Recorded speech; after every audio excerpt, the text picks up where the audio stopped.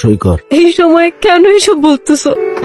এই বাড়িতে আপনাদের পরিবারের একজন ইন্তেকাল করেছে আর আপনারা সম্পত্তি ভাগাভাগি করছেন। তুই কে যে আমাদের পারিবারিক আলোচনার মধ্যে ঢুকে গিয়েছিস? খালিদ, রিদিতা ম্যামের পার্সোনাল বডিগার্ড। মারা যাবার আগে এনায়েত সাহেব আমাকে অ্যাপয়েন্ট করে গেছেন আপনার সেফটির জন্য।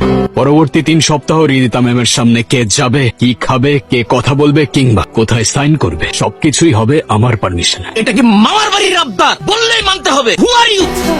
আমি কারোর থেকে পারমিশন চাইনি কিংবা কাউকে রিকোয়েস্ট করিনি। আমি আলটিমেটাম দিয়েছি, এখন কেউ পরিবারের বাইরে হোক কিংবা ভেতরে, রিদিতা ম্যামের সেফটির ব্যাপারে আমি কারোর ইন্টারাপশন এলাও করব। লাশ সামনে রেখে দুনিয়াবি হিসাব নিকাশ শোনার জন্য চরম অসম্মানের। আপনারা সবাই দ্রুত জানাজা ও দাফনের ব্যবস্থা করুন।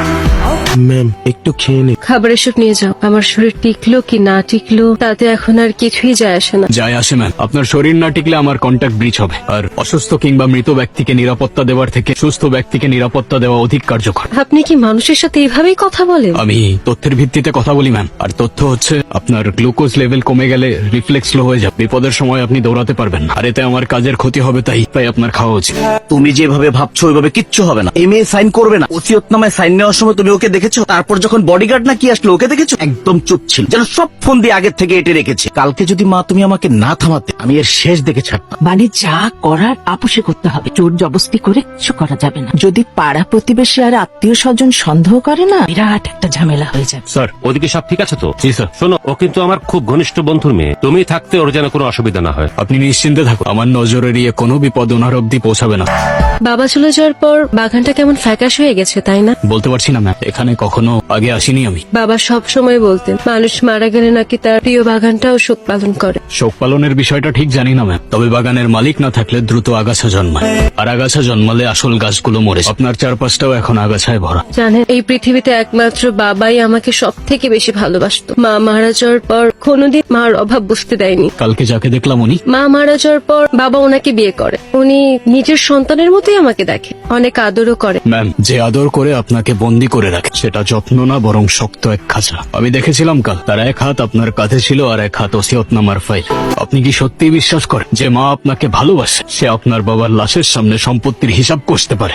তোকে দেখে আমার কলিজাটা ফেটে যাচ্ছে রে মা। তোকে একাই ঘরে থাকতে দেখে আমার বুকটার মধ্যে খা খা করছে। চল মা, আমার ঘরে চল। তাছাড়া তোর সাথে আমার জরুরি কিছু কথাও আছে। জরুরি কথাগুলো দয়া করে এখানেই শেষ করুন। দেয়াল বদলে গেলে হয়তো আপনার কথাগুলোর অর্থও বদলে যেতে পারে। এটা কি ধরনের বেয়াদবি? আমার মেয়ের সাথে আমি একটু সুখ দুঃখের কথা বলবো, সেখানেও তোমার অনুমতি নিতে হবে? সমস্যা নেই খালিদ। আর মা, কি বলতেছো? অনুমতি কেন নিতে হবে? আমার কাজ অনুমতি দেওয়া না ম্যাম, তবে আপনার সুখ দুঃখের কথার জন্য যদি রিদিতা ম্যামের নিরাপত্তার কোনো ইন্টারাপ্ট হয়, সেক্ষেত্রে আপনার কথার মাঝে দেয়াল হয়ে দাঁড়ানোই আমার কাজ। যা বলার আমার সামনেই বলুন। তুমি ভুলে যেও না, এই বাড়িতে আমার স্বামী তোমাকে রেখেছে। যার জন্য আমাকে অ্যাপয়েন্ট করা হয়েছে, আমার দায়বদ্ধতা শুধু তার প্রতি। বাকি অন্য কোনো ক্যারেক্টার আমার কাছে ইম্পর্টেন্ট না। এই, আমার বাড়িতে দাঁড়িয়ে আমার মায়ের মুখে মুখে তর্ক করিস? সাহস বেশি হয়ে গেছে না? ঘাড় ধাক্কা দিয়ে এই বাড়ি থেকে বের করে দে। চিনিস তুই আমাকে? চিনি, আপনি সে যার সাথে এই পরিবারের অর্থাৎ এনায়েত সাহেবের রক্তের কোনো সম্পর্ক নেই। তাই এই সম্পত্তিতে অধিকার দেখানোর লোভটা অনেকটাই অদ্ভুত আর সন্দেহজনক। কি বললি? আমার বাড়িতে দাঁড়িয়ে আমাকে বলিস সন্দেহজনক? তবে আপনি আর আপনার মা মিলে যে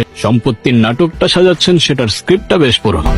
ম্যাম, আপনার হার্ট রেট আর ব্রিথিং প্যাটার্ন আমার কাছে নর্মাল মনে হচ্ছে না। আপনার কি কোনো ফিজিক্যাল পেইন অনুভব হচ্ছে? কি বলছেন আপনি এসব? আপনি কি মানুষের ইমোশন বোঝেন না? সরি ম্যাম, ইমোশন নিয়ে ডিল করা আমার কাজ না। সিকিউরিটি প্রোটোকল অনুযায়ী আমাকে রুট কজ জানতে হবে। আপনি যদি এভাবে রিয়াক্ট করেন তাহলে আমি ঠিকভাবে বুঝতে পারবো না। থামান গাড়ি, আমি বলছি থামান গাড়ি। আপনার এসব যান্ত্রিক কথা শোনার চাইতে রাস্তায় মরে যাওয়া ভালো। Stop the car. চোখের জল ফেলে হয়তো শোক কমানো যায় না, কিন্তু বিপদ কাটানো যায় না। আপনার এই চোখের জল আর ভেঙে পড়া কান্না আপনার শত্রুদের জন্য সবচেয়ে বড় হাতিয়ার।